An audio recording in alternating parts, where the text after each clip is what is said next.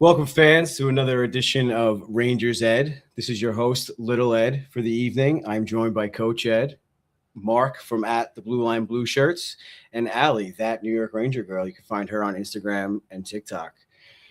Happy to talk to you guys. Back after a little bit of a holiday break, we all attended the Winter Classic, so we wanted to jump on and recap it all for you. And we're going to be joined by a very special guest, Jonny Laz. He's going to share his thoughts of the Winter Classic, and we're going to get some of the thoughts on the current Ranger situation as well. So I know all you guys listening or watching are eager to hear what we have to say about the recent news of Igor and Fox. But before we jump into that, we're going to have to stay positive for now and recap the Winter Classic. So yeah, guys, welcome to the show. Coach, how you feeling? Feeling good after that weekend trip. I am taking a couple of days to recover, but I'm back in the groove of work and looking forward to hopefully a good showing against Buffalo tomorrow night. Without a doubt. Yeah, you guys had to endure the loss to Utah on Monday night. So how was that, Mark? How you feeling getting back on the pod? It was nice to be away in Miami for the New Year. It was a great game to be at. It was fun to be with all you guys. Utah, I enjoyed the game Monday night, except for not wanting to go into overtime, and then we went into overtime. So losing Igor and Fox pretty hurt, but I enjoyed the game. I don't think they super outplayed us, but they're a West Coast fast team, so we had some fun. Yeah, they were flying around, and yeah, I had a great time with you guys. Allie graced us with her presence over the weekend at the Winter Classic with a few of her friends. For sure. Looking forward to your season 2 of your show coming out with some of your friends that we met at the Winter Classic. So what are your thoughts heading back and getting back on the air? I'm excited. Haven't done it in a while, so it might be a little getting back might be a little hard, but we'll see. Yeah, I feel like we released the special episodes over break, so we haven't been live in 3 weeks at this point. So yeah, we might all be a little rusty. So why don't we just get rid of the rust and let's bring in our special guest. I think that's why our viewers are here. So let's bring on Jonny Laz. What's up, everybody? Good to be on with you. What's up, dude? I mean, you're a busy guy. We see that you have the Tri-State Hockey Podcast recently released by Daily Faceoff with Rupper and Arthur Staple. I mean, how's that going, man? It's been awesome. Obviously 2 guys that I looked up to, both, Rupper Plaza player, but also in the media. So it's really cool just to, talk hockey with them and a little bit different. Like my morning show is a little bit more, let's say, like heated debate style, and Tri-State's more like, trying to take things one step at a time, breathe a little bit and have genuine conversation about that stuff. Not like as emotional reactionary maybe as the morning is, because you know how it is. Like you go to a game on a Thursday night, Friday night, you're still fired up about it, right? Where we're not recording Tri-State till Friday, so the devil stuff from last night will be a little bit a little time to calm down. Yeah. But thanks for asking me. It's been great. Yeah, for sure, man. I mean, I was excited to see that. I feel like it's long overdue. I mean, for the 3 teams to be that centrally located, for someone not to try to cover all 3, I think it was a big miss. So good for you guys for jumping on it, and best of luck to you guys. We'll definitely be tuning in. Thank you. And Morning Cup of Hockey's doing well too. Yeah, it's been great. It's a blessing to wake up every morning and talk hockey, but it's hard. Like there's so many games on every night, and we don't get to every team. Like that's the hardest part. Winnipeg has lost 10 games in a row, and I haven't watched a Winnipeg game in all 10. Like I just haven't watched them. There's at least like 5 games on every night, it feels like, and you really want to talk about the things that you're watching and paying attention to, especially with the live chat function. Like, if I'm talking about a game and I'm not like talking about it as accurately as a fan is, they're going to let me hear it. So for sure. I've made that mistake a couple times in my experience doing this show, and I definitely don't want to make it again. So we stick to the things that we're actually watching and paying attention to. And sometimes teams get left in the dust, which sucks, but like, that's just kind of how it is, Yeah, you can't cover it all, man. I mean, I'm sure you guys I'm sure you guys do your best. And you guys do a great job. You're not going to please everybody. I mean, every podcast probably goes through the same. Coach, were you about to say something? I think I cut you off. Well, a couple of things. First of all, I saw you at the game the other night between the first and second, but you had a little entourage, so I didn't want to interrupt. Sorry about that. Don't say you're sorry. You got people you need to talk to. You can always come up and give me a hug. I'm a friendly guy. All right. Well, next time I know, I feel bad interrupt. But anyway, is Rupper still that excited about hockey like you're saying you are the morning after? Like, you know, you get that feeling? I mean, I know he does a great job. I love listening to him. But Yeah. Excited, the passion. You know what? The coolest part about it, working with them, is like the text chain. It's every night. And that's how you know people are really devoted and watching. Like there are actually nights last night, for example, I had a roller hockey game at 9:30. So, you know, I couldn't watch like the last 15 minutes of the Islander game. And I get off the rink and like I have 53 missed messages from our group chat talking about the Islander game. Well, the Islander Devil game. It was both teams. So, you know, everyone's dialed, and that's what makes it more fun, because it's not just like talking hockey with people who don't care or don't pay attention. It's talking hockey with people who are like really invested, and not only in their own team, but in all three. Like I'm watching every Islander game now, every Devil game now, or as much as I can. And that's been a lot of fun too, like to really kind of immerse myself in the whole area. Nice. Good. That is pretty awesome. That's great, man. Good for you. I mean, you gave us Rupper's email a while ago, so I mean that'd be a great guest to have on. He was always that guy does nonstop shows all day. It took him. We've asked him to come on Morning Cup of Hockey. He came on today. We've asked him like 7 times before, and like he is just doing stuff all day. Like he's one of the busiest guys there is in hockey media. He looks super comfortable. Sure. That's why I didn't really want to bother him when you did give it to us. I just wanted to let it happen. Just, you know, whatever, we'll see what happens type of thing. But let's get into the Winter Classic, man. We saw you buzzing around out there as always, producing the content. I mean, I'm kind of like the mastermind behind Rangers Ed, so I'm always curious to like how you get it going. You know, like what's the process like? Take our fans behind the scenes of like, I don't know, who do you talk to at the NHL? Who invites you? How do you get your pass? Like that type of thing. Yeah, I mean, everything's different. Like I have a content series with Bleacher Report. So at all the marquee events, or most of the marquee events, they usually get me invited to do like those on ice skates that you see on social media. And obviously like covering the Rangers for Daily Faceoff, like I get my press pass through them. So I was there for 2 different entities, which is pretty cool. But it's different. Like I don't get invited to everything. Like there's certain things that maybe I'm not a fit for. So it is like a pick and choose kind of thing for me. And, you know, I obviously want to be at every event, but there's also other priorities and contracts that I have too. Like I do some color commentary in college hockey in the USHL. So sometimes I got to miss something here and there. Like last year I had to miss like that checking for charity event because I had another previous commitment. But, you know, for me as like a freelancer, I'm not a full-time employee for anybody. It's great that I get to, you know, kind of make my own schedule and pick the things I want to do. But that does get stressful also because I'm basically in charge of myself. So I got to make sure I'm on top of all my shit. So yeah, it's, you know, it's a good give and take for sure. If you need an assistant, you're not allowed to steal Allie away from you.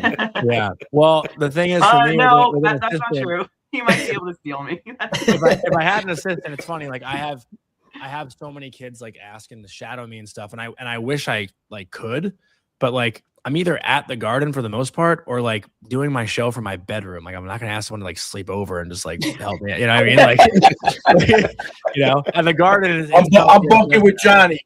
Yeah, I'll shadow you at the Garden. I'm a season ticket holder. I could. I'm in a small New York City apartment. If you're comfortable shacking up, that's fine. But yeah, I don't know if that's for everybody.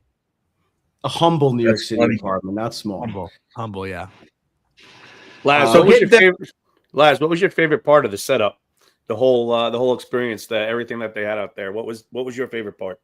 I mean, for me, like, are you saying like the game itself or just the whole weekend and just the whole weekend? Like, you know, I saw it from the 300 section, but I couldn't imagine being down below. Like, there was so many different things going on around the rink. And what was your favorite thing? Well, during the game, I was in the press box, so I was pretty far away too. But I think the best part about it was everything before the game. Like, I showed up at 4:00. There were fans everywhere, and that's, you know, 4.5 hours till puck drop. And just being in 60-degree weather, like, was the best part. Like, that was sick. So cool. And I know there were a lot of fans. Like, you guys were all there, so you can attest to it. Like, a lot of people that were watching on TV thought it sucked because it was Florida and there's no snow. And, like, it kind of took away from the original idea for the Winter Classic. But if you were there, I couldn't think of a better environment to, like, watch hockey in, right? Like, you're out in the sun, you're shooting the shit. There's, like, games everywhere, drinks, food, music. Like, it really had everything you could want in an event. And that's what the Winter Classic has become. It's become a local event to celebrate hockey for the cities that are hosting it. And Florida, deservingly so. Will Cooley said it, like, with the recent success they've had, like, Florida earned the right to have an outdoor game. And I think that's what the Winter Classic is kind of becoming. It's becoming, an event that cities are earning the right to have. And Utah, putting all the investment they have in their organization, they become a first-class organization in their first 3 years. Sure. Brand new practice facility, beautiful uniforms, great resources, and now they're going to host an outdoor game, and that's going to be beautiful next year too. So I think it's been great, and as you guys know, like, the whole weekend was just awesome. Like, it's better than New Year's Eve in Miami. Like, it was super cool. Incredible. Yeah. Yeah, I mean, Well, I can't disagree with you. I was going down with that whole attitude that, to me, the Winter Classic was like that first one. Yeah. It was showing the highlights on NHL Network with the snow coming down. And to me, the whole theme is they grew up playing pond hockey. Yeah. So I felt like you weren't going to get that down there because it was, maybe the roof would be closed, blah, blah, blah. But I agree with you. Once I got down there, I don't want the 8-degree weather watching the game. Yeah. So, but I gotta tell you with that too, though. Like, there are so many guys in the NHL who did not grow up playing pond hockey. I don't think I played pond hockey. Of course. I didn't play pond hockey till I was in 11th grade, and I went to the SoFlo 3-on-3 league this summer and played with like Brandon Duhaime, Lev Shunov, like those guys that play in that league, and like the guys that grow up in Florida, like, they fucking love hockey and they are at the rink all day. Like, Duhaime skates like twice a day, once at 6 a.m., then he works out, then he's back playing in the afternoon. Like, they eat, sleep, breathe hockey in Florida. While granted it's not on a pond, like, I think they get a celebration too. And you're not the only one who thought that. Like, I think that's been a big. I'd actually say the minority of the opinions have been mine, where like it still was special. I think most hockey fans like the traditional outdoor snow, cold feel because that's the tradition of the game. But the game changes. It evolves, and that's why it's great to give all these different cities an outdoor game. That was the condition back a little because I have a question for you. Yeah. With the on ice skates that you do, they're my favorite videos that you do. Thank you. And I know you did with Rempe and Verhaeghe. Yeah. But do you have like a favorite? We'll say Ranger. Do you have a favorite Ranger that you've done it with? I've only done it with 3. I've just done it with Vinny, Cooley, and Rempe. And I just say the Rempe one obviously would be a favorite, just like also because I was like basically out there with the family skate at the Winter Classic. Like Cooley and Trocheck, I did at the Player Media Tour, which is still really cool, but like there's not like fans around or anything. You're basically just like on a practice rink. Right. But it's also cool for me to like, that's how I get to talk to these guys after the game and whatnot, but you don't really get a lot of one-on-one time to like shoot the shit. It's more of like a business environment when you're talking to them in a post-game scrum or pre-game and whatnot. So to have like the little 10 minutes to just kind of talk to them and, be like a friend almost, like that stuff's great. But what I will say, which I was begging Open Ice to keep in the Rempe skate, I'm skating backwards the whole time. So all the guys had their families out there. I'm looking behind me, like making sure I noticed that. But I bumped right into Johnny Brodzinski skating with his little daughter, and I was like, "Oh my God, I'm sorry, Johnny." Like, there's already enough guys hurt. God forbid I run him over, So that was a pretty funny part of the video, like that I skated to Johnny and Rempe. So it's like, "Oh, they gotta release the blooper from behind the scenes." Yeah, that'd be great. Do you get to pick, or did you choose Rempe, or they said, or like the PR people said Rempe's available? It's a little bit of both. Like, these events, especially since Bleacher Report Open Ice is a part of TNT, you kind of take the guys who aren't doing like all the TV interviews. Like, Marchand was obviously one of the top requests too, but he's already doing TNT. He's doing other mic'd up stuff. Like, so you don't want to absolutely smother the guys with media. Where Verhaeghe, while he did a couple things, like, it's not something that's going to bother him too much. These videos usually take 3 minutes to make. So Rempe was the guy for the Rangers though. Like, I thought personality wise, he was the best fit. Like, he's just so perfect. Overall, my favorite one of you was with Seth Jarvis. That was my favorite one. Oh, he's great. Yeah, he's awesome. Yeah. It is good with the guys who like also have seen it and understand it. Like when I first started doing it, it was a little, I don't want to say awkward, but like no one really knew me. So like they didn't know that I was just there to kind of get goofy, silly, sort of, stuff from them. But now that it's like evolved a little bit over the couple seasons we've been doing it, it's nice that guys know what to expect going in. Mm-hmm.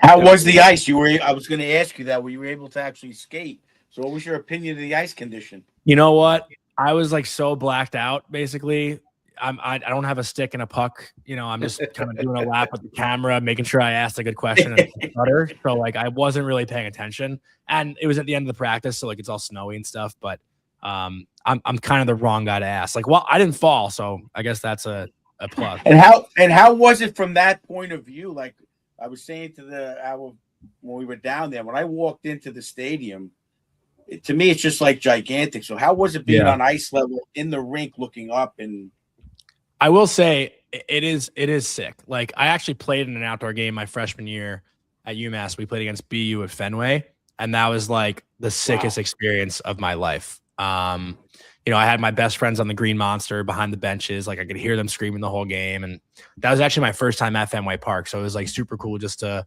take it in for a moment. We were at that game. In 2017? No, we went to BU's done this a lot, right? Yeah, they've done it a few years. We were at the original when they had the Winter Classic at Fenway. They did I think it might have been the first BU BC game they've done. And then after that, they decided to make it a regular thing. Yeah, they did it like a week later. But yeah, the Frozen Fenway, I don't know when the last time they did. I think they did it like 3 or 4 years ago again. It's like maybe an every 4-year thing, but yeah, it is super cool. But it is also weird because you do feel so far away from the fans. Like that is one part about it, where it just does feel different. I don't know if you really get that in like an NHL. Like we were playing in front of maybe 8,000 people at Fenway. It's not like we sold it out for a college hockey game, but like when you have 36,000 plus people there, maybe it feels different than 8,000. Yeah. The chants and stuff were getting pretty loud up in the where we were and stuff like that, and then like it echoes and everything. It's super cool. Even the goal song, like I actually thought they were playing it, and Mel had to tell me. She's like, "No, this like it's technically Florida's home game. Like they're not playing the goal song. Like that's everybody." It was amazing. Yeah, it was pretty cool. What was your feelings on? I mean, I was kind of chirping, giving our guys like a hard time, like because all you saw was like the Panthers going out together as a team and stuff. Like on social media, they're always together, and then you see like the Rangers going out with families. Mark ran into Brodzinski while he was alone. Ali ran into Lava alone. He's so like cool. I thought like the night before, like the team would be together and like the camaraderie. Like I was a little nervous going into the game. Like what were the players? What were the feelings like? The vibes around the Rangers like before the game? They had a New Year's party. So the whole team gathered for New Year's. Families invited too. Sounds like they had a great time from everything I heard. But that's like the best part of the weekend, right? It's a great opportunity for players to get to know each other's families too. You got almost everyone there with their kids, with their significant others, parents, you name it. I actually thought the Wags jackets that they had, like with the jersey, I love back. Those were. I was like, I want. So nice. Those were sick. Yeah, and they were reversible. They wore them on 2 different days. Yeah. Wait, Mark, did you get one? Was that no? But Hillary Trocheck that made that? Yes, I did have Mrs. Trocheck's T-shirt and hat with me. Yeah, it's cool stuff. It's good. Yeah, stuff. I she's love great. her stuff. Yeah, like back to the question though, I guess. I think like the whole weekend they're basically together with the family. Like that's the beauty of the event for the players, not only just for playing outdoors, but it's also having everyone and their families there. Like I can't help but think of how awesome that must have been for Mika. Like he's obviously a well documented good father, and to have his baby girl there and skate with her and put up the hat trick and the 5-point night, like that's got to be something. Like I'm sure he gets to bring that Cocoa Cup home, and I'm sure that's something that she'll have and love forever. Like what a cool memory. Yeah, it's a nice looking trophy. But before we transition to the game, I mean, you kind of mentioned that the players are kind of so far away from the fans. What'd you think of like how the NHL did with the field? I thought it was really cool with like the half sand, half snow. Was there anything that like stuck out to you, or any kind of Easter eggs that maybe we didn't see? Yeah, I mean the one thing that stood out right away was like microphones around the rink. Like I could hear a tape-to-tape so pad. loud. The That's the pretty boards awesome. were loud. It was loud. Almost like distractingly loud though at first. Yeah, Maybe it when was. You had to get used to it. as the game went on. But like that was the one thing that I thought was really cool, just like hearing the sounds of the game. I mean, you could hear it a little bit at MSG when you're there, but for whatever reason, it is so weird, like that you don't really hear a lot of what happens on the ice. Like, and it's not like it's an enclosed rink. Like the boards only go up however many feet, 10 feet or whatever it is. And it's weird that you can't hear a lot that goes on. But yeah, I thought that was like something that stood out to me. Maybe they should just put that in every arena then. Yeah. Well, yes and no. Lighter Like up a little bit. I think you wanna like hear Takes the it away fans from it. more than the but like because you're so far away from the rink, like maybe that helps. Yeah. If I'm not mistaken, I think TNT does it. I've been caught off guard when the commentators just stop talking, and you just heard they call it like listening to the rink, and they go silent for they just go silent for a minute, and you hear the skating and everything that you heard. You know that like when we were in the stadium, they do that. They do that in nationally televised games. That's cool. I think Amazon's been doing that in Canada too for warm-ups. But we haven't been lucky enough to get the Amazon NHL stuff yet. But I thought what was sick too at the broadcast, which I know Amazon does this, and I just saw it like after the fact, like on Twitter or whatever after the game, but how they had like a headphone in Vinny's ear and they were interviewing him during warm-up, like, and he's talking to the booth as he's skating. Like that stuff I think is sick. Like I love that stuff. I'm not a baseball fan, but when they like have an outfielder like mic'd up or whatever on ESPN and they're talking about, like, I think that is so sick. And he's got to chase down a fly ball like in the middle of the definitely, for sure. So getting into the game a little bit, not to say I was worried or we were worried, but it seemed like the Panthers came out a little hot. I mean, Igor definitely kept us in it early. I just wanted, like, what are your overall thoughts on the game and how it all went down? I mean, I guess at one point I think I said to coach that the shots were like 20-10, 21-8 or something like that. Just wanted to see what your thoughts were on that. In the morning on my show, I actually said 5-1 Panthers. So that's how I felt before the game. See, Allie, I'm not the only one, Allie. I'm not the only Panthers fan. He didn't say he was a Panthers fan. Yeah. Happy I got the score right. But I thought the Rangers, like, one thing that I noticed in that game was they did a really good job at staying above the puck. I'm sure that's something that is talked about when you guys are coaching at Stony Brook. Being above the puck is obviously something that makes it really challenging for the opponent because you don't really get a lot of time and space, and it's a way to like limit odd man rushes. And what that means is, I'm going to try to explain this off the fly, but staying above the puck is basically just being on the defensive side, not lunging, not dive bombing, because then you're taken out of the play and they can go, on a 3-on-2, 4-on-2 the other way. So it's really just trying to angle and make sure that you're on the defensive side, of basically every situation. So I thought the Rangers did a really good job at that. They didn't allow like nearly any odd man rushes in that game.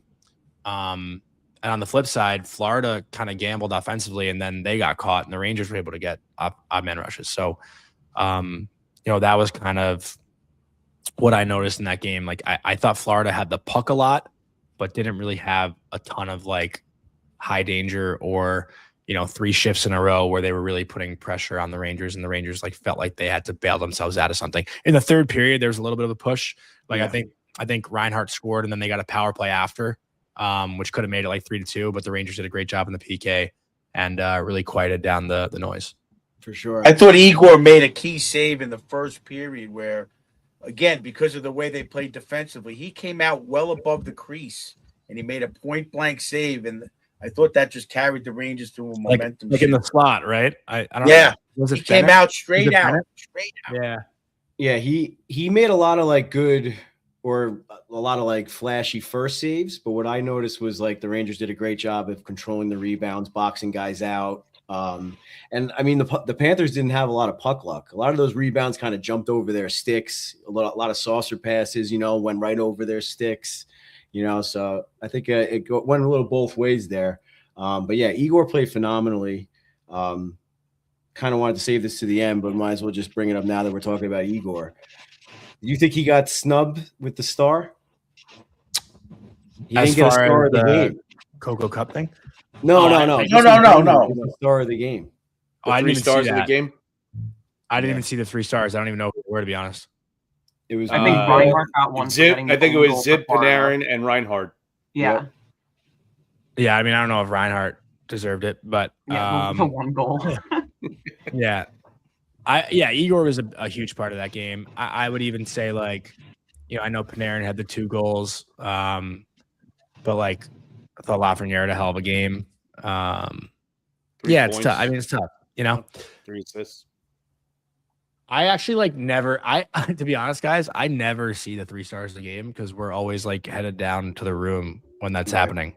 But yeah, I mean, the fact that Igor didn't get it is kind of ridiculous. But I guess they got to show some love to the home team, right? Yeah, at least. Did anybody chirp Troche? Did anybody chirp Troche for falling and making that pass? Yeah, like I asked Lafreniere about it, and I asked Panarin about it in the actual like post game press conference, like on the podium. I asked Panarin about it. Panarin didn't give me a great answer, but Laf got a good chuckle out of it, and so did Vinny when Peter Baugh asked Vinny right after, which was a good laugh. How awesome to actually stay with it, right? That was beautiful. Yeah, I don't know how he did that. Also, a great play by Laf. Laf like chipped it through whoever was defending his legs. Like, yeah, good read there. Yeah, without a doubt, Laffy has always been one of my favorites. I mean, we're obviously still waiting for him to break out. I feel like I'm asking all the questions, but on the subject of Laffy, do you feel like I feel like I was explaining this to someone the other day is like everyone's expecting Laffy to break out and be like this big goal scorer. Do you think Laffy, I look at him as more of a playmaker, and I think back to before he was drafted, that was kind of his scouting report. And he only had like 35 goals in juniors and like 70 something assists. I mean, he's a little bit inconsistent. He comes up in the big games, the outdoor games, but these plays that he's been making recently, these passes, I just wanted to get your thoughts on that. Yeah, well, he's definitely not a shoot first guy. That is for sure. Like there has been moments in his career where he's been aggressive and kind of attacks the net and lowers his shoulder, drives the net. He hasn't really done that much this year. Maybe that's just like a confidence thing. But with him, yeah, I don't really know. I think everyone is kind of scratching their head because we have seen it before, right? Like, and we've seen in the big moments. Like the guy had 14 points in 16 playoff games in that 2024 run. Like, yeah, that's showing up, like, so it's been so a big moment guy. Like I don't even know if you could say that. It's been so confusing because, like you've seen him have a killer instinct, but it just comes and goes in waves, right? Like even when he was playing third line minutes, like I remember complimenting him back in 2022 saying like, wow, you never see a first overall pick throw the body the way Lafreniere is doing. Like you don't see it, but now you don't really see him throwing the body at all. Like it just, I don't know what it is. Again, I love him as a player. It's been really frustrating over the last, let's say 16 months. Cause you do have the high hopes and expectations for him. But, I think the biggest thing with him, and honestly, it's something that I saw myself as a player or something that I got criticized for. He's almost just like too happy. Like you got to find a mean streak. I never had a mean streak as a player. All my coaches said I was too nice. And, maybe that's something that holds him back too. Like you got to play a little mean. And I just don't think that's his personality type. Like he's having fun. He's like, like you could tell he enjoys being on the team, but you also don't want him to like settle for like, you know what I mean? Like, so it's like, I'm happy that he's enjoying himself and he's fitting in. But I said on one of our recent episodes that I don't think he's ever going to blossom until the Rangers get rid of all their veterans. Until Laffy's like the guy, he's always going to kind of live in like Panarin's shadow, Mika's shadow. He's kind of just happy to be there with the guys. Until he's the guy, he's not going to like be able to actually break out. I've said the same thing, but nothing from what I've seen has shown me he can be the guy. Right. So it's hard. It's like a catch-22. Like give him the opportunity to be the guy. It's a gamble, so I don't know. Yeah. Are the coaches yelling at him? Because I have a kid like that. I'm like, stop smiling. I'm yelling at you. That's what I used to get. Yeah, that's what I used to get. You know what I mean? I'm like, come on, get pissed off. I don't see those conversations. I can't. No, I know. I can't hear it, but it's definitely something I've asked before. That it's just like, it's kind of how it is. Yeah. Laz, that's interesting. Mika's so humble, man. 5 Yeah. points. The guy has the first hat trick of Winter Classic history. I think he's a charismatic guy. He's so soft spoken. Very. Did you get to talk to him after the game or before? Like, he just seems so soft spoken. I really like how he holds himself. What's your feeling? Yeah, so we only got to talk to him in like the podium style. So, you raise your hand, they give you a microphone, you ask your question. Like that's how it was in the post game for Mika. So in those situations, like the room will be open, certain guys are available, and then like the 2 stars of the game go to the podium and makes it more of an open room. And in that scenario, at MSG it's different. Like Mika usually is always one to speak after games, especially losses. One thing that I've found interesting this year, I think it might have been the Nashville game where he scored in the breakaway. Had a pretty good game. The Rangers had won at home for like the first time. Maybe that I don't even know if that was the first win, but I think it might have been.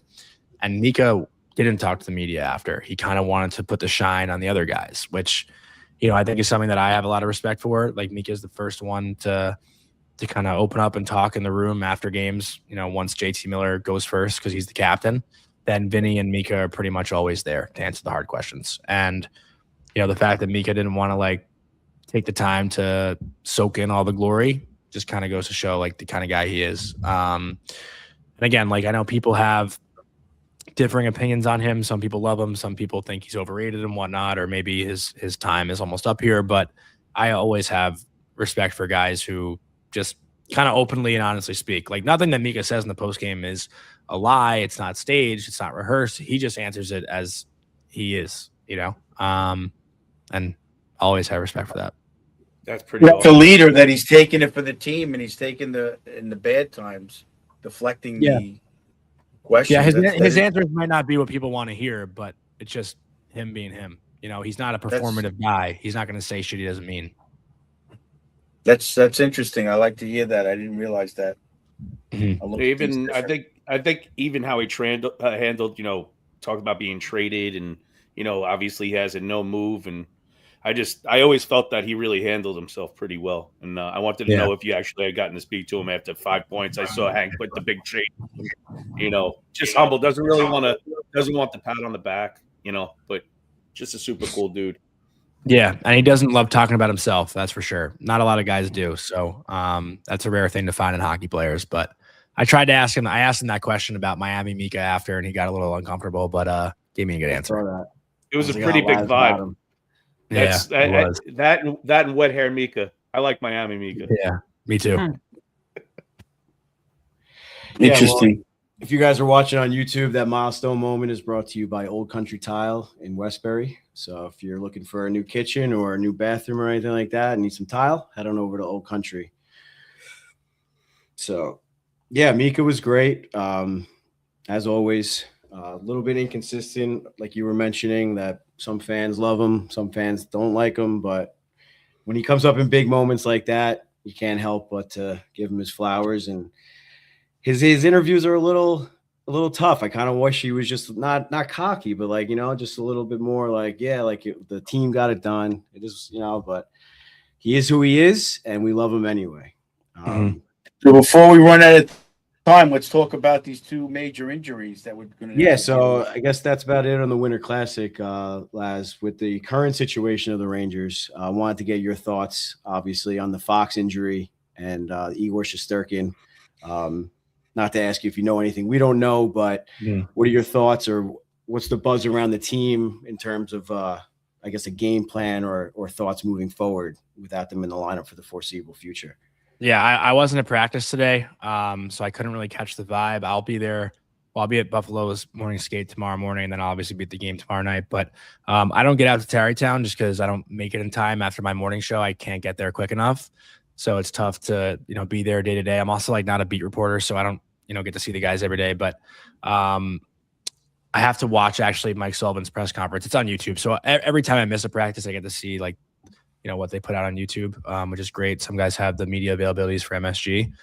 So then what are your personal thoughts? Yeah, I was going to get into that. Listen, it sucks. They're probably not in a good spot. Obviously, they're going to look at the next 12 or so games without Fox and Igor Shesterkin. We saw them kind of stay afloat without Fox. They didn't play horrible. They didn't play great. The power play was the big thing that struggled, and I could imagine that's going to happen again.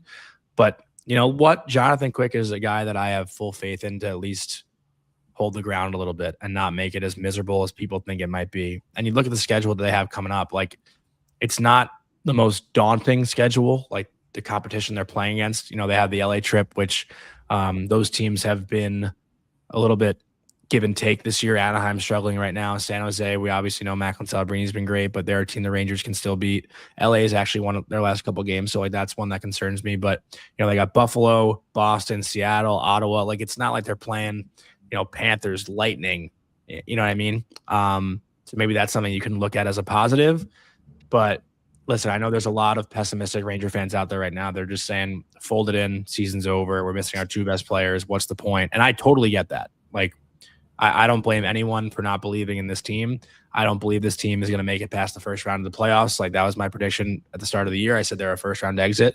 But I'm still going to enjoy every game. You know, and that's the only message I try to send to fans. Like, if you love hockey, like, watch the games and have fun watching it. If you lose, yeah, that sucks and you're in a bad mood. But, like, just because they're missing Igor and Fox doesn't make the game unenjoyable to watch. At least it shouldn't, in my opinion. But that's also how I am. Yeah. What's up? I could not. It depends on how the rest of the team performs. Like last year was a little bit tough to watch at times, but yeah. Yes, I know what you mean, and we're definitely team positivity over here for sure. Try to be like, you know, like I love hockey. I love watching hockey. I love watching good hockey, especially. There hasn't been a whole lot of that per se this year. But another thing with the Rangers and the Brass is like this team's going for the playoffs. Like that's been the mindset all year. That's why they brought in Mike Sullivan. That's why Chris Drury got an extension. Like they're not just going to mail it in. It's just not the direction the organization wants to go in. I know that's not what fans want to hear, but a big part of this too is playoff revenue. Owners want that. Organizations want that. So if you can get a couple playoff games at MSG, that's not going to be something that they're going to approach to not do. That was a horribly worded sentence. You know what I mean? But you know what I'm saying, right? Yeah, for sure. I mean, I was going to ask you, I know you're not a beat writer, but I saw that Vince Mercogliano already said, like, Drury's looking to sell at the deadline and all this. It's like, why are we already buy? I think it was buy in Vince's article. I think he's looking to buy Sherwood. We just saw that. No, I thought I thought he wrote that they're not buyers. Whatever. Maybe I misread it. Either way. But it's just like, just to say, like, already jumping to conclusions. I know Vince has a job to do. He wants to get his clicks and everything. I understand all that, but it's like we're already like packing it in, kind of like you said. But yeah, I mean, you just brought it up. I saw that before we got on the show. If they can get Sherwood, that would be a big step in the right direction in terms of culture. I didn't read the article, to be honest. I just saw the reactions to it about getting Kiefer Sherwood. So I don't want to misspeak if it was. No, I might have made a mistake. That could have been me. No, I think you're correct. They were looking at Kiefer Sherwood. They were looking for a first round. Supposedly, it's a first rounder that they'd be looking for him. I'd say. Johnny, I'm gonna disagree with you with all due respect. You're obviously more on the inside than I am. Yeah. But Colby does all the time. I feel the league is a league of, I don't want to say mediocrity, but everybody was raving about the Ducks early. Everybody was raving about Buffalo stinking early. Nashville's. Everybody's like, it's a puck here and there. If the Rangers just hang out in the middle, I can see them. I'm not saying they're going to win the Stanley Cup, but I could see them being in the playoffs and doing well. If you have Igor healthy, Fox back healthy. What is doing well? What is doing well? What does that mean? I wouldn't be surprised if they went to the conference finals. Really? Yeah. In the Eastern Conference. Coach, I would not be surprised. If they lose in the first round, I wouldn't be surprised either. But I'm not going to write them off. And I disagree with that's not my prediction. Your prediction, obviously. Well, what is your prediction? I just said mine's a first round exit. Like, well, I always say they're going to win the Stanley Cup. I think Ed and I, little Ed and I said they were going to win the Metro. Really? I said that early on. Yeah. I mean, right now, let's say they get in a wild card spot. They're playing Carolina or Tampa in a 7-game series. Like, from what you see, I think they could beat either of those teams. Really? I'm confident with that personally. We have. I'm the pessimist here, if you couldn't tell. Coach seems like he's. I'm the pessimist here. If you couldn't tell, I don't agree with any of that. No, Coach seems like he's just like a non-biased fan right now. He just whatever thinks, but he'll tell it like it is. Trust me. I mean, I feel that with the team they got, if they can get, look, a lot of things have to happen for sure. Obviously, I hope you're right. They can beat Carolina. I think they can beat Carolina. They've played every top team very competitively. So I feel in a 7-game series, again, it could go either way, but I think they can compete and pull things out. I'm not, to give a prediction that I think they're going to get to the conference finals. I wouldn't be surprised if they did. I think they have the talent. I think they're playing well defensively.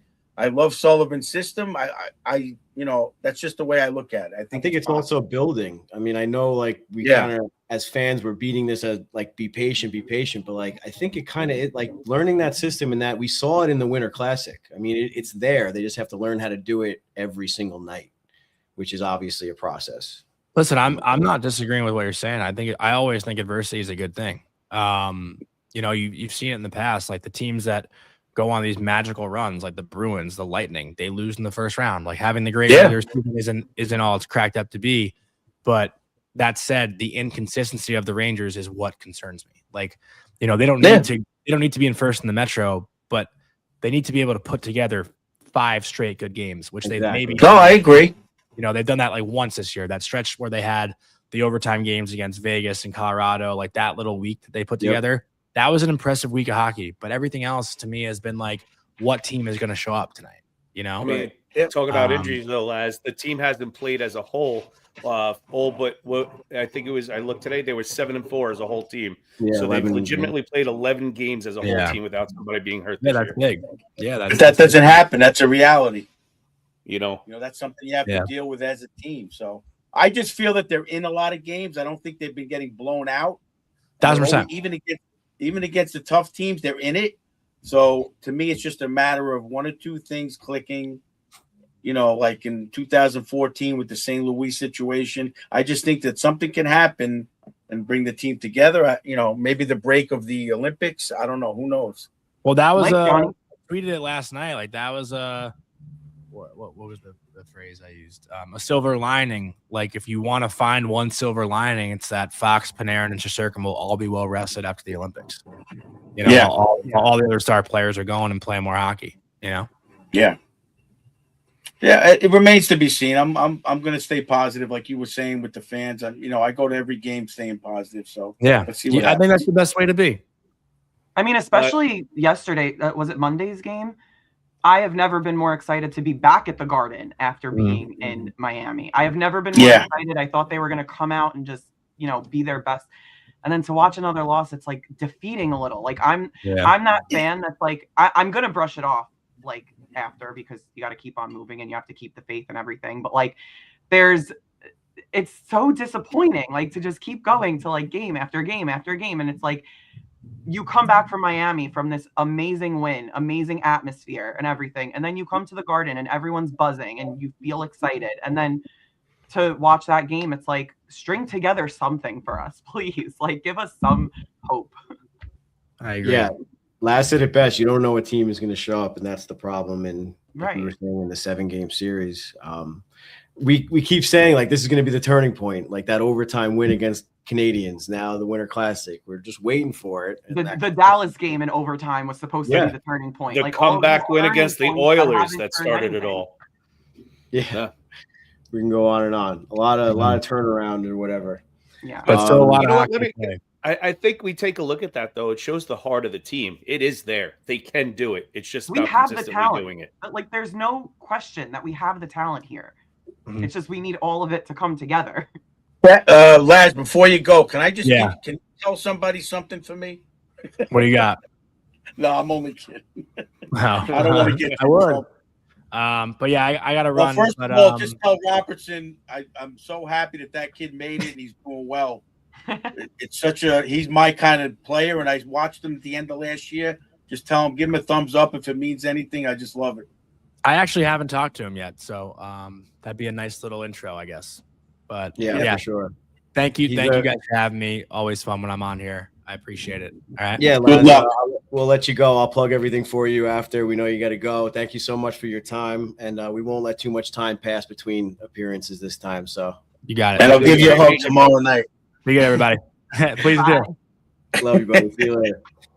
All right, that was Jonny Laz from Daily Faceoff NYR, Tri-State Hockey Podcast, BR Open Ice. What else? You can find him at Jonny Laz on Twitter. Whatever. You know who Jonny Laz is, everyone who's watching. So let me tell you, he's always at the game looking sharp. He looks like a hockey player. When I see him in the hallway, he's either got the trench coat on, the nice shoes, he's got the look, he dresses the part. He's good stuff. He's a great guy. I was gonna say, if he did like those walk-ins that they film, like you wouldn't tell the difference between somebody on our team and him. Oh yeah, he's just he's a handsome man. Stuff. A stud.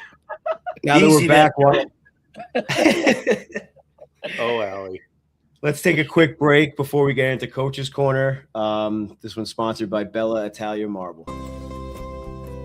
Hey everybody, Coach Ed here. I'm over here in the shop at Bella Italia Marble Granite and Quartz, picking up my order for a nice little bathroom I'm doing. I've been a contractor almost as long as I'm a hockey coach. So listen to me when I tell you, when you want the quality work and craftsmanship, I'm going to see the boys over at Bella. They serve all 5 boroughs, Westchester, Long Island, all the way out to Montauk. Whether you're a Ranger fan, Islander fan, Devils fan, they're going to take care of you no matter what. Make sure you give them a call, 516-561-1018.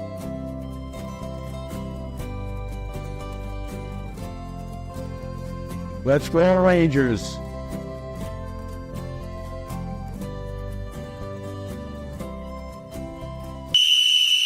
All right, boys, bring it in. Bella Italia Marble, located on Lawson Boulevard in Oceanside. If you're looking, once again, to do a kitchen or a bathroom, you don't just need tile. You also need a nice countertop. So head on over to Bella for anything like that. And they also do showers. I have a some nice stone in my shower from Bella. And yeah, they make beautiful stuff. Go check out their showroom or check out their Instagram for some stuff, actually photos of things in people's homes. So thank you, Bella, for all your support over the years and always sponsoring Coach's Corner. So, Coach, what do we got? I don't know if it's really a Coach's Corner person. It's a difficult decision. Play it again. Play it again. At the Utah game the other night, that 3-on-3 situation, I mean, subsequently found out that Adam Fox was hurt. I was talking with Mark about it yesterday or the day before. I have to just question the 3 guys he had out there at the time with the speed of Utah. I didn't see anything in his press conference about it, so just the curious thing for me to have. I think he had Gavrikov out there, Mark. It was Gavrikov, Mika, and yeah, there you go. And who? And again, I'm not taking away from Gavrikov. Obviously, he's been very successful in the overtimes, but when he's successful, he was out there with JT Miller. When you're out there with Panarin, who, the way I look at it, he is a dynamic player in overtime, but he's more of that lazy kind of player.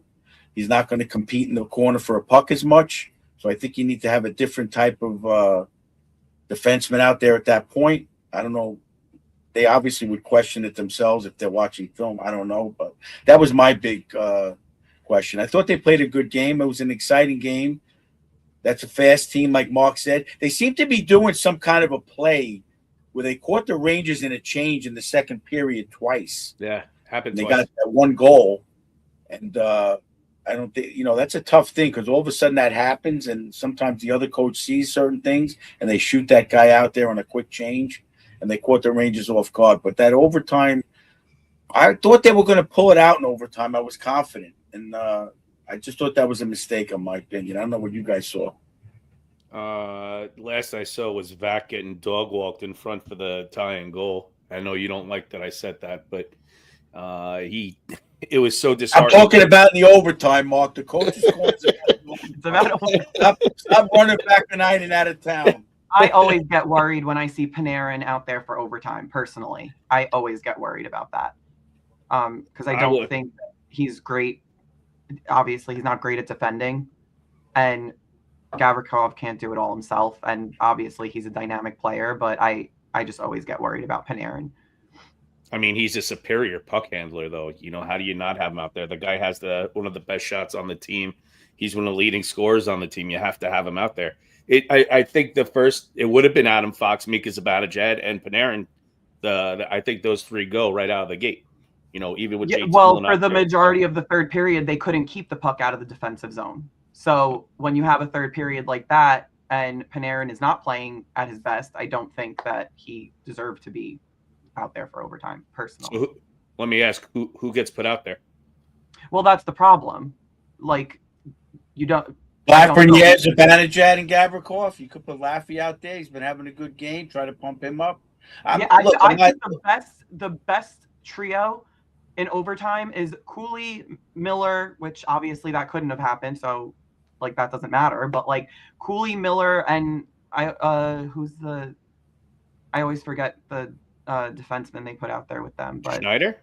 Is it Schneider? Maybe Schneider. But they're my favorite trio. Obviously, like Miller's not an option, so I don't know who you would put after, or maybe. Oh, it might be Will Borgen. If I'm not mistaken. Huh? Is it Borgen? You could have Borgen. You could have Trocheck. There's guys you could put out, mix it up. Look, it's just a mistake in my opinion. I mean, well, we had mentioned that, Coach. I think you saw who's that? They got lazy to the puck when they won the faceoff, and then they brought it down. I don't know who was it. Mika that dumped it. Was it Mika that dumped it into the corner? And then it was done from there. There was no. We didn't get possession back. It was done after that. So yep. No, Robertson wasn't dressed. That was my question also. I don't know why. Trash back was in for him. As a coach, I understand the decision making. It must be so very hard. But to me, watching the game and how it progressed, I mean, even the announcers are saying it. Everyone is saying it. So obviously the coaches are noticing it too, that Utah is just a faster team. So to me, I'm going with speed and north and south, not playing with the puck. No cross ice passes, puck management. You're not going Panarin. You're not going Gavrikov. You got to go with speed. And players like, obviously, Brodzinski doesn't get a lot of burn in overtime. Cooley's a good pick. Players like that, they're going to go north-south, get the Sam puck. Carrick. What? Sam Carrick. Dude, throw Sam Carrick out there to get stuff done, man. It doesn't matter. I understand what you're saying, Mark, where it's like Panarin's got the best shot, whatever. Like, who else you're going to put out there? Literally anyone else. These guys are all NHL players. They could all get it done. Everyone brings a little bit something to the table. And the point I'm trying to make, a little bit long-winded, is like every game is different. Just because Panarin is the best player on the team doesn't mean he's having the best game or he's managing the puck well that game. You have to go with who's having the best game that night. Yes, coaches are going to have the players that they trust, that they can go with. We see it that Anthony Cirelli made Team Canada. The internet exploded over that he shouldn't have made the team.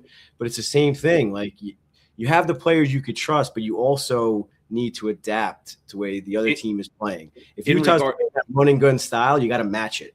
In regard to that, though, I do have to say, Brett was noticeable in that game. I mean, he played well. There was one point where he was skating around those guys. So I think he had a pretty good game. If not mistaken, he had did he have one of the goals, or he shot and it was a deflection made by Vinny Trocheck? I forget who it was, but he was playing well. So I mean, and he wasn't playing well, but he's not going to be when you have Gavrikov out there who's not fleet of foot, and you have Panarin who's is a lazy back checker. Then it doesn't make a good mix to me. I understand. That's all I'm saying. I'm not saying don't put him out there at all in overtime, but you got to pick the right group. And in regard to Carrick, put Carrick out there. He'll battle for the puck. He gets the puck, gets it back to D. He goes off, Panarin comes on. But that's got to be a timing thing and a coaching thing. I see other teams doing it. I'm pretty sure Utah did it. The guy lost the face-off. He went right off, and another guy came on. They wanted out there. So that's what I'm talking about, And Panarin's not that kind of guy that's going to sacrifice and say, let me get off and let someone else. You know what I mean? Again, I harp on that with Panarin. It drives me crazy. At times, he looks phenomenal. Win a Classic, he looked great. During the game, he looked great. I get it. But he's got to be able to, like I always compare to Ovechkin when they won the Cup, to give in to the fact that it's not all about you. He's got to give in to that for them to win. I'm sorry. And that's all I got to say. And So who are the three that you would have put out instead? Yeah. I wouldn't have put Gavrikov out to start. I would have put maybe Schneider or Borgen with a little more speed on D. Because, again, when Panarin loses it, you got to have that guy that's going to read it, jump it, and win the puck back. Right. And Gavrikov is a smart player. I love the way he's been playing lately, but not with that group. That's all. With Miller out there and Zibanejad and Gavrikov, you got guys that are going to compete for the puck. Panarin loses it, he kind of gives up. He does pickpocket it a lot. He does all that stuff. Great, but he's not going to go into the corner and battle and fight for the puck. Well, Panarin's the type of player, and I mean, you need these type of players too, that instead of going after the puck to try to get it back, he's going to try to get open for the guy that gets someone the puck. Can pass it to him. Right. So, like, as soon as Panarin loses it, he's already trying to find open ice. He's not going back pissed off, like, give me that puck back. He's trying to find something else going on and letting the other guys handle it. Which, like I said, there's nothing really wrong with that. I wish he was a different player, but you need every type of player on the team. Oh, 100%. I'm just saying that those Panarin being the best player. Yeah, those three together didn't make sense to me. That's all I'm saying. Right. Yeah, you got to find the right mix, and we said it with Jonny Laz. They haven't been healthy pretty much the whole season, so you're never going to find the right mix because it seems to be impossible. The right mix right now would probably be who? Miller, Mika, and Fox. You got two of those guys out. Can I ask a question? Can I ask a question here? The guy that's coaching the team, Coach Sullivan, why does he put him out there then? What does he see that we're not seeing? I was just going to get to something, and Eddie will tell you. Because when I coach, it's usually Eddie defense, and Coach Mike is offense. Sometimes I'll be involved talking or whatever, and I'll turn around. I'm like, what do you have him out there for? Not me. Not me, Coach Shank. Do we know if that happens? Little Ed makes. I mean, but hold on. They get it. They get a point in time before that period starts. So that's a well thought out decision. That those are the three guys that are going out there. It's not like they just hopped on the ice, and they made a change. Those were the guys he selected to go out there. Look, Mike Sullivan's there. I'm here. I get it. I'm not. I love him, but that's. I'm playing the. I just don't. That he chose them for a reason. I'm asking you as a coach, what do you think he chose them for, though? Like, they were there. He made that decision. Well, you want Panarin to make that play, that pass to Mika. You want something to happen, no doubt. Obviously, they're two of your, wildest, great players. I'm not going to say they could have easily have won it, and I would have. This conversation doesn't even happen.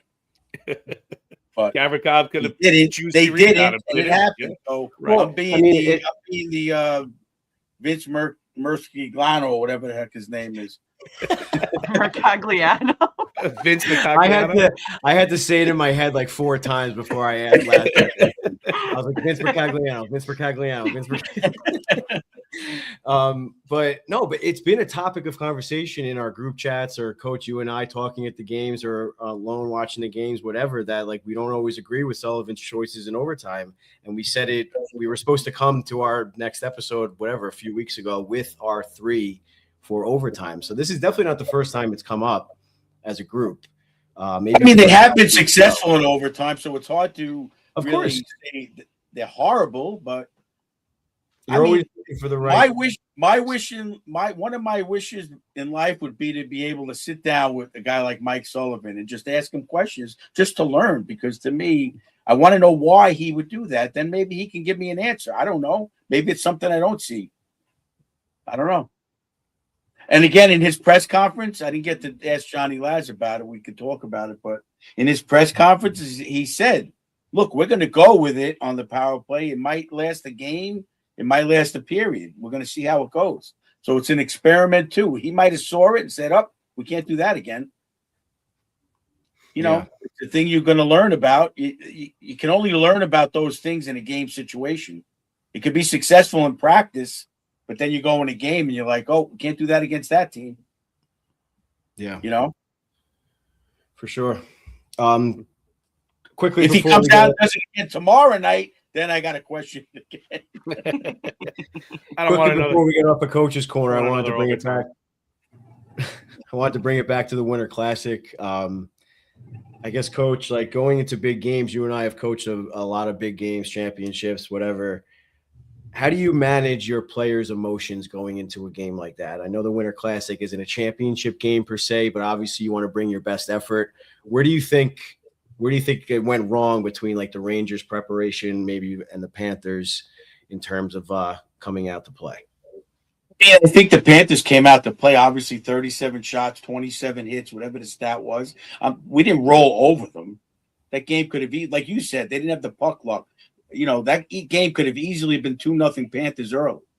And then we're looking at a whole different game that we're chasing. Me personally, I always try to do before like nationals or a playoff game, I try to isolate players and pump them up and tell them what I expect and what they're capable of doing, what they have done positively, and we need that. And I think Sullivan does that a lot, like with his off-season meetings. And he talked about in his press conference, we're going to have time to sit down with these players and talk. I feel it's easier to – they're going to get together and play together and talk together about the game, the players. I feel you just got to pump them up, tap them on the shoulder and say, this is what we need. Just in like little – quick snippet conversations, nothing for half an hour, maybe in practice, maybe in a morning skate. I like to try to do that a lot. I feel like that's more of a one-on-one where they're going to listen to you and they're going to ask a question. And, I like that. That's what I like to do. That's what I like about the coaching when you get into that big game. For sure. You guys got anything for Coach on that subject? No, not really. I think I was actually going to say something about I think that's why Mika's having such a dynamic season, because when Sullivan literally shows his commitment by flying all the way to was it Switzerland? Sweden, duh. Sweden to like go talk to him and just like spend time with him and have dinner with him. That means a lot to, I think, that means a lot to a player. As a regular person, that would mean a lot to me if someone did that. So he's having such a to me a dynamic season. Yes, his puck luck has not been the best, but I still think that he is such a key player on the ice at all times. And I think that has a lot to do with it. I think that some people like positive reinforcement, like they need it to perform. Yeah, without a doubt. So I definitely agree with that. Like one-on-one, like I'm not I don't know a player, but I think it's definitely, here we go. What? No, when we met Sullivan in Allentown, that's the thing I said to him. Yes, I remember that. We spoke about that. Coach, but whatever it is, I think that was phenomenal that you flew there and you're meeting these guys before the season, and I think that's great. There's definitely worse places to fly to meet someone, but and to have dinner. No, I mean, it like you just said, like he probably. I mean, I'm not going to put words in or actions into Sullivan, but he probably said something like Coach Ed was just saying, like focus on the things you're good at. Your best friend's not on the team anymore. Don't worry, you're gonna be fine. All like alone, whatever. Like you're your own player, And he snaps out of it. You never know what he said differently than maybe what Peter Laviolette was saying to Mika, what he was asking Mika to do or bring to the table. Sullivan could have been asking him something completely different that he's more comfortable with or whatever the case may be, So, yeah, I was thinking about that the other day too, Allie, so I'm glad you brought that up without a doubt. I mean, let's bring it up now. Listening to that press conference, I talk about it I get mesmerized by his hockey vocabulary. Yeah. So I'm imagining him having dinner with Mika in Sweden. Mika sitting there with his family. I don't know if he drinks vodka or whatever he does. and Sullivan just talking for like 3 minutes, and Mika like, what did he just say? Like Herb Brooke. He's very well spoken. He's charismatic. He's very commanding voice and very like he just commands the room that he's in. It's funny, Mark. I didn't want to bring it up, but when we were on the train, and that's one of the questions I asked McAvoy's sister. Like, does it come up at holiday dinners? Like, do they talk hockey? And she said, absolutely not. It's like forbidden. But could you imagine like being at a Christmas dinner or Thanksgiving dinner with Mike Sullivan and you're in the NHL? And I mean, he's just like any other guy when he's with I everybody have else, to ask right? you questions. So, like, what do you think about this? How does hockey not come up? I mean, I'm sure it does. She wasn't going to tell you whether it was or wasn't. Yeah. I mean, look how many hockey players you have at that table, though. Right. You have McAvoy, you have Sheary, you have obviously their wives. Like, there's so many. It's pretty deep. And let me tell you something. When I worked the Ryder Cup, I drove two older professional golfers who were very successful. The wives had more to say about golf and what was going on at the Ryder Cup than they did. I guess they're like, he's got to make that putt. He's got to make putts. They got to start. I'm like, well, take it easy. don't think the wives wouldn't be involved in that conversation. You know, like it would. That must be a lot of fun, man. For sure. One So thing you I guys did, are imagine Mike Sullivan. I'd like to meet Mike Sullivan's wife. I do want to say something. We didn't get it with Laz. I sort of wanted to touch base with him on it. You know, you guys have been to a couple winter games, stadium games, freezing your tush off, but it's always nice the before the game kind of thing. Let me ask you, how cool was it to be able to swim around in a pool and barbecue and then go to a hockey game? That was one of the coolest things. Look, I said it. I ate crow. I wasn't a fan of it. What'd you say? Well, I said I wouldn't know. You were That's invited. the message that I missed. It was It's a lot fine. nicer to be able to just put a pair of shorts on and relax. And, you know, I got to see my daughter for a couple of days, so that was nice. And Mike came. It was a good time. Yeah. Without a doubt. I mean, I was going to say, for you guys, you know, it's a lot nicer to be in a warm. I'd rather be in Nashville, but. Well, maybe it'll be there soon. But Allie was too busy at the open bar with what's his name? Laba. Blue Seats Mafia. Yeah. Oh no, Lava hang was out. the sushi restaurant the night before. Oh, well, sorry, you know. We didn't get that invite. We go to your hangouts. I told you right away when I saw Johnny Broads. He was asking about the Eds. Yeah, I'm sure. There's a good chance that I'm Also, Johnny I wouldn't Brzezinski's have biggest fan. recognized Lava.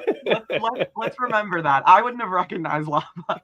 There's a good chance I'm Johnny Brzezinski's biggest fan. I was rooting for Brodsy when he was permanently on the Wolfpack. When we saw him years ago. Eddie was always talking about that. That's for Johnny sure. B. Love that guy. Captain Johnny B. Yes. If anyone's looking for a nice present, surprise present, Oscar, I'm talking to you. Find me a Johnny B. Wolfpack captain's jersey. That'd be something. You're gonna have to look. You're gonna have to look at my buddy's collection. Then he has just about every single one of his game-worn jerseys. Love that. Going back to your Winter Classic question, I mean, I really enjoyed. I thought it was super fun being at Citi Field in the really cold weather. I mean, I'm a big guy. Like, as long as you prepare and like you wear enough layers, you're gonna be fine. But that was when I was drinking, and I just remember pulling a beer out of the cooler, and it was liquid. And then as soon as you cracked it, the cooler was keeping the beers warm At the right temperature. which does not make sense. Yeah, so that was definitely the downside of the Citi Field one. But once you're at the game and the adrenaline pumping and stuff, you're kind of just hanging out. You're in the cold weather. It's like we're all in this together. Like, let's hunker down and watch the game. You know, so I like both experiences. I will go with that. I'm going to say this right now, and you know, I love, my wife is my best friend. We enjoy going to games together. But I also know when my wife's annoyed, like she'll go to a game just because I want to go. She had a fun time watching my wife have a fun time. The experience that she had made it so much better for me and the people that were around. And I think that was for everybody. I think it was just a well produced event. And you know, you don't think as like Coach said, you're not thinking about hockey in Florida, but I think they did a bang up job. I agree. Yeah, Kathy didn't balk at going to the Miami game. we got to tell the Citi Field story. What was it, -8 degrees or whatever? It wasn't cold. warm. We were all going. I had the fire pit, and Kathy's just driving us. So she stays for the tailgate, and this guy walks by, goes, "I got an extra ticket for $100." I'm like, "Honey, you're going." She's like, "No."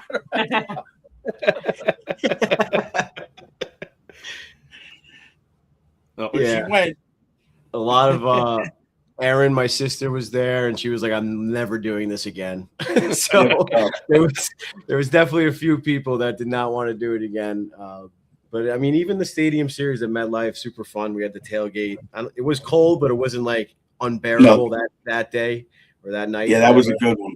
That was a good one too. So, hey, undefeated outdoors, but more importantly, undefeated, having a good time at these games. Yeah. So hopefully, would I joke around, Mark? Don't worry, we'll do it again when the Rangers get another one in 2 years. so I'm sure it's going to happen sooner than later for the Rangers to get another one. They should. But without looking too far ahead into the schedule, let's look at the next 3 games here with the upcoming schedule. You guys will be at the game tomorrow night.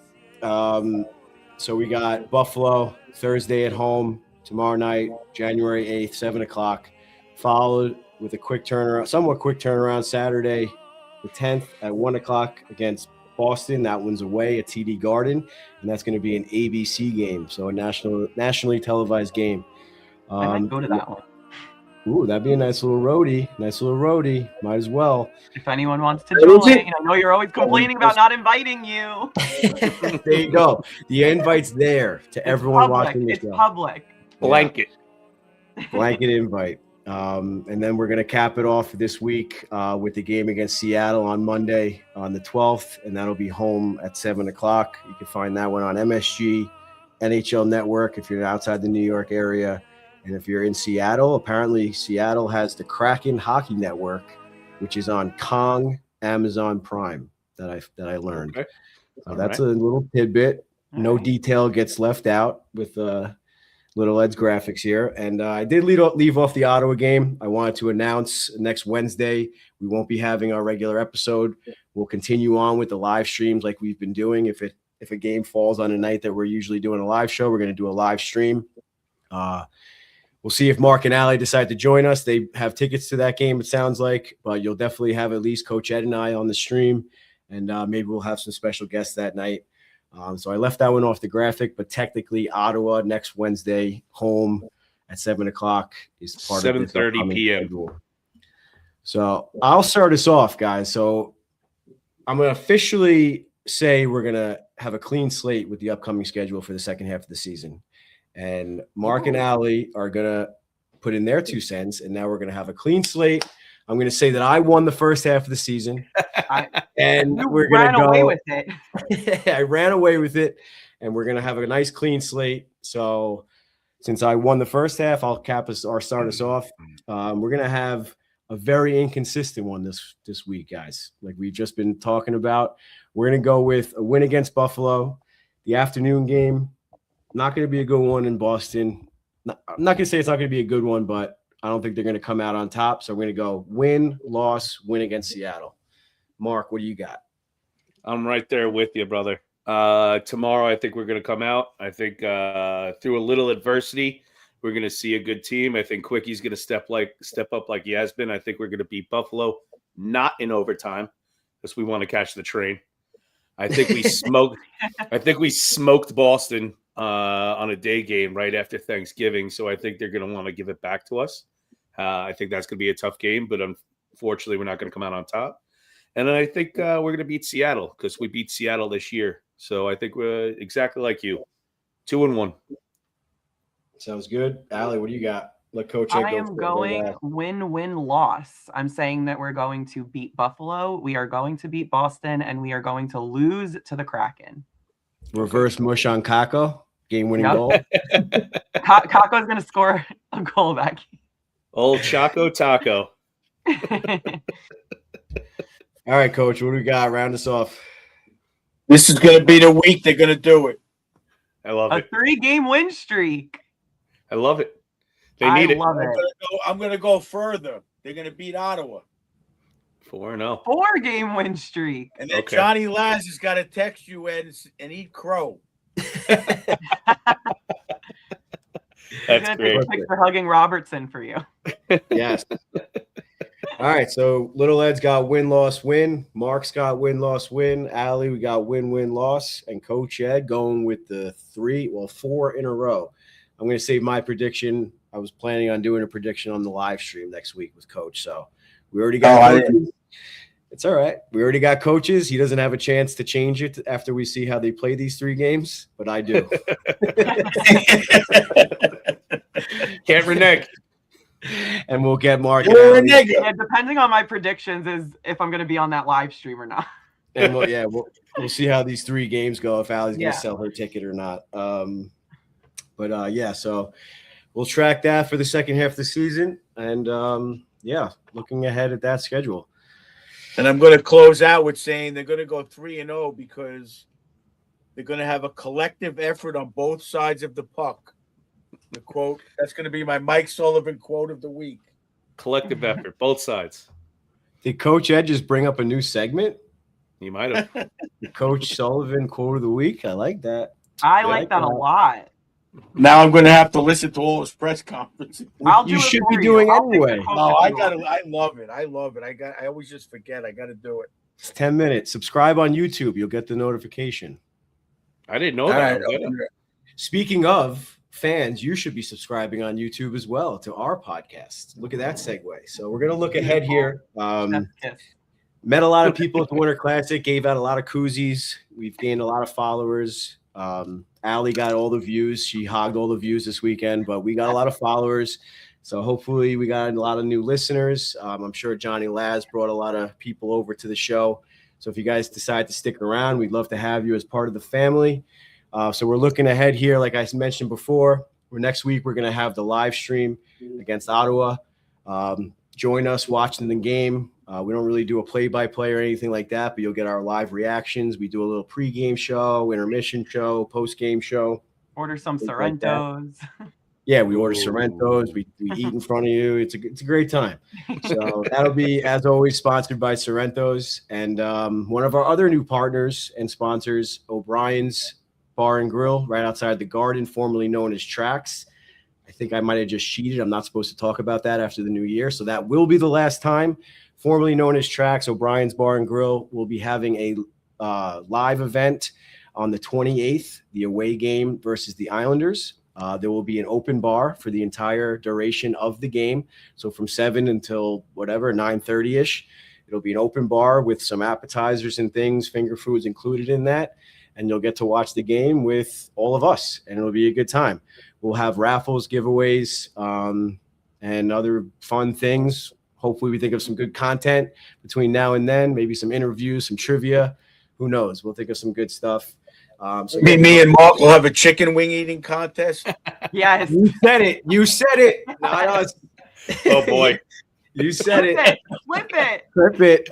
Put it in writing. I'm clipping it. So we'd love to have you guys. We'd love to meet you in person and just hang out and watch the game and have a good time. So between now and then, go check out O'Brien's. Like I said, they're right across the street from the Garden. It's a great spot to pregame. You walk right across the street when you're ready to go inside. Not many. I should be there tomorrow. I'm sure Mark will be there. Yep, Coach Ed and Mark will be there tomorrow. Maybe Allie will meet meet them. If I go to them. the game, I'll meet you guys there. Meet them over there as well. Hold on, so, Allie, that's an invite. We're inviting you there. I don't know. Coach said I'll be there. Mark will be there. Well, I don't know if you're going. No, I don't know if I'm going either. But if I do, I will meet you guys there. Wonderful. I just want to shout out to the fans we met at the pregame at the Fan Fest down there from England. yes. I believe Jamie and his wife. I'm going to get yelled at for this. I think it was Claire. Unsure. Sorry, Claire. Hopefully you guys are listening. If you are, next time correct us on the message.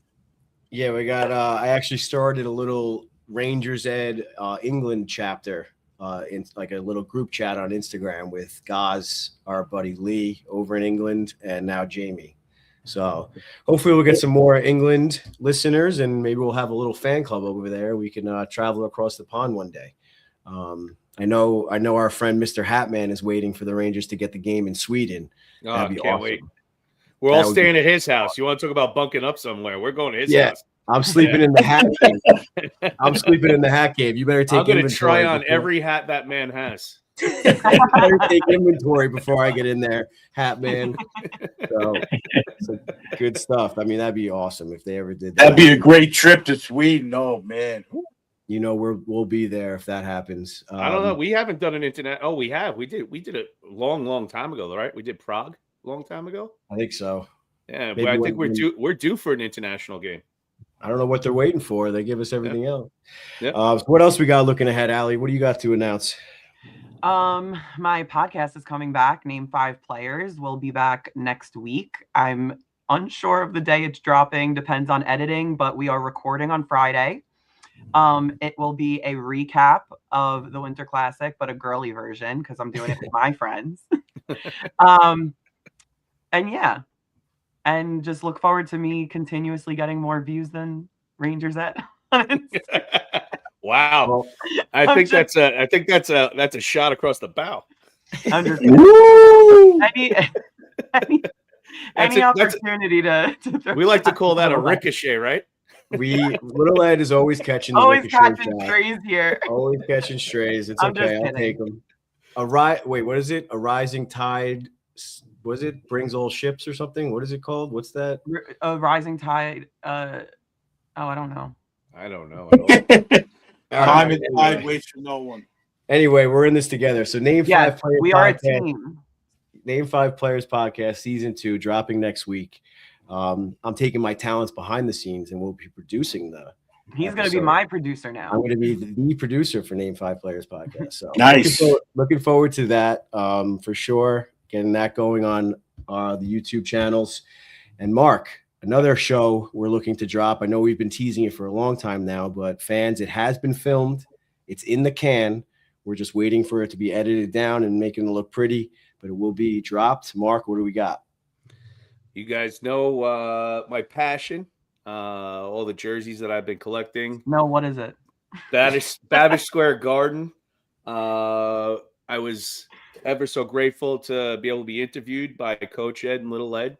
They came to my house, and we got personal and we got into it, and it was a lot of fun. And then hopefully down the road we're gonna be it's gonna be at Offspring. We're gonna be going to other people's places, and we're gonna be interviewing them.